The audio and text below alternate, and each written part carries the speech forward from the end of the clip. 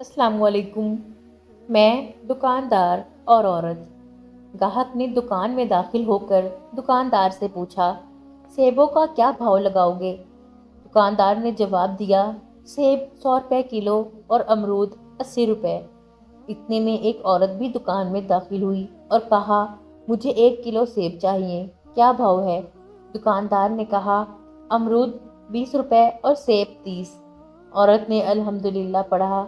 دکان میں پہلے سے موجود گاہک نے کھا جانے والی نظروں سے دکاندار کو دیکھا۔ اس سے پہلے کہ کچھ اول فول کہتا، دکاندار نے گاہک کو تھوڑا انتظار کرنے کا اشارہ کیا۔ عورت خریداری کر کے خوشی خوشی دکان سے نکلتے ہوئے کہنے لگی، اللہ پاک تیرا شکر ہے، میرے بچے انہیں کھا کر بہت خوش ہوں گے۔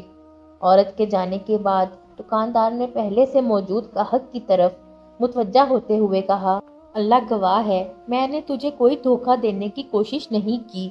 یہ عورت 4 یتیم بچوں کی ماں ہے، کسی سے بھی کسی قسم کی مدد لینے کو تیار نہیں۔ میں نے کئی بار کوشش کی اور ہر بار ناکامی ہوئی۔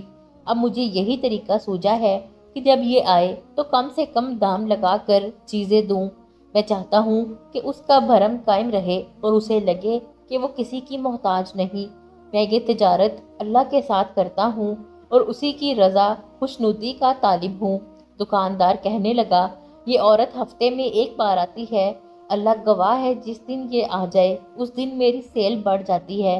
شاید اللہ کے خزانوں سے مجھے وہ بھی مل جاتا ہے جس کا میں حقدار نہیں۔ گاہک کی آنکھوں میں آنسو آ گئے۔ اس نے بڑھ کر دکاندار کے سر پر بوسہ دیتے ہوئے کہا، باخدا، لوگوں کی ضرورتوں کو پورا کرنے میں جو لذت ملتی ہے اسے وہی جان سکتا ہے جس نے آزمایا ہو۔